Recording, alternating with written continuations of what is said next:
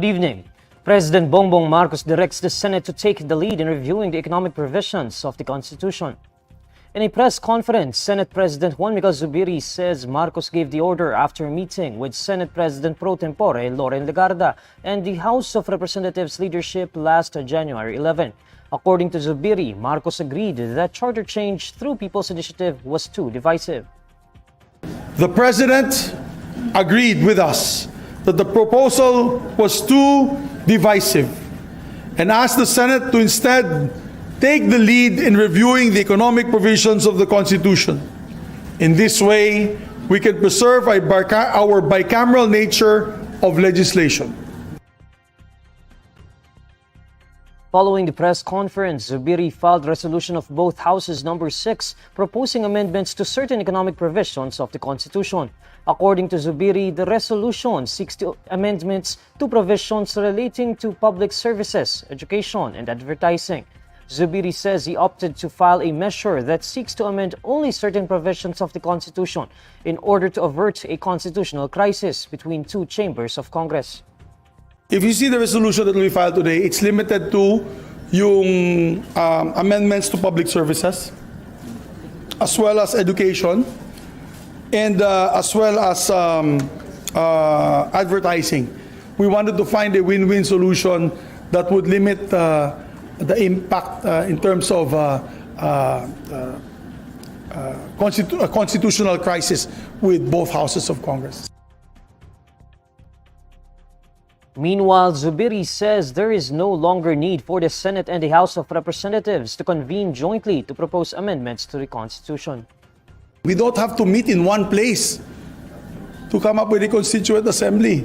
We can meet here, pass the resolution, 3/4 vote. They can meet there, pass the resolution as well, 3/4 vote. We maintain that's the best way, that's the best mode, that is the path of least resistance in terms of debates and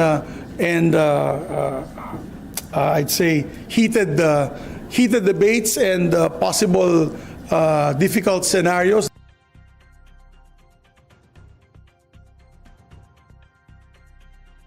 Armed Forces of the Philippines Chief of Staff General Romeo Bronner Jr. says the government will focus on developing all of the islands and features in the West Philippine Sea. Bronner says this in a press conference on Monday, noting that military personnel are stationed in these maritime features, hence the need for further improvement.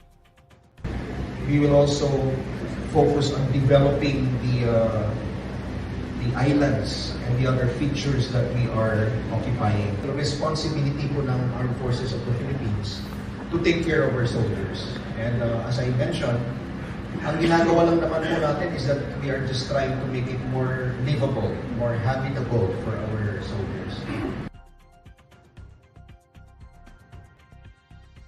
The Philippines occupies 9 other maritime features in the West Philippine Sea, collectively known as Kalayaan Island Group.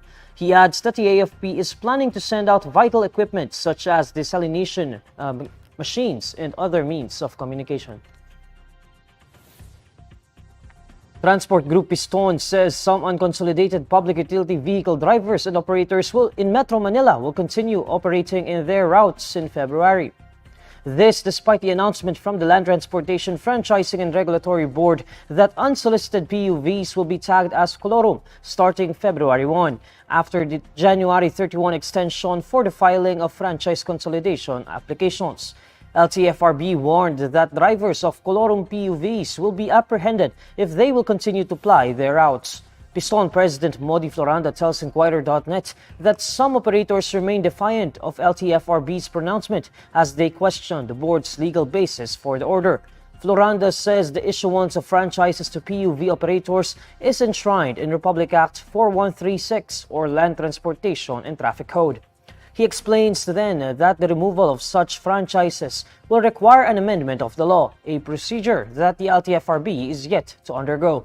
Piston will be joining Manibela on Tuesday as they stage a transport protest against the Public Utility Vehicle Modernization Program. The Land Transportation Office says the promised plastic cards for driver's licenses are facing delays as it still needs to overcome technical hurdles before becoming available to the public. The LTO earlier announced that the Philippine Society of Medicine for Drivers donated 4 million plastic cards to print licenses, which were expected to be delivered this month. But in a radio interview, LTO Chief Vigor Mendoza II explains the donated cards would still need to undergo verification processes by various government agencies, a procedure that could take 2 to 3 weeks. According to Mendoza, the cards are not yet available as the donated cards require inspection by the Office of the Solicitor General, the House Committee on Transportation, and the Department of Science and Technology. The LTO chief says these processes are formalities that are required to smooth things out. However, Mendoza points out even if the 4 million donated cards would be made available for circulation, the LTO would still be short of plastic cards as it would require around 10 to 12 million cards for 2024. Motorists will see an increase in the pump price of petroleum products for the second week in a row this year.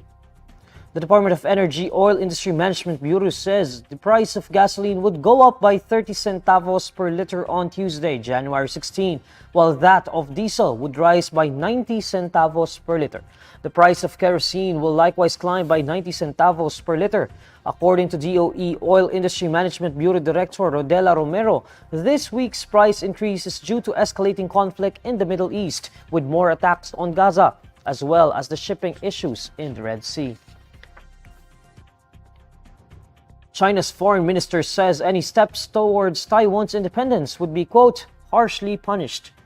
This comes after Lai Ching-te of the ruling Democratic Progressive Party was elected as Taiwan's new president. Beijing continues to claim Taiwan as its territory and has previously slammed Lai for being a separatist. In response to Lai's victory, Chinese Foreign Minister Wang Yi says Taiwan's election is a regional affair, asserting that there is only one China, which Taiwan is a part of. 台湾地区的选举，这是中国的一个地方事务，所以不管选举结果如何，它都改变不了世界上只有一个中国，台湾是中国一部分的基本事实，都改变。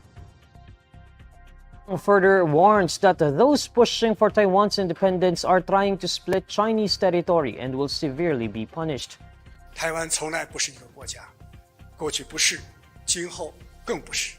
台湾岛内，谁想搞台独，就是分裂中国的国土，必将遭到历史和法律的严惩。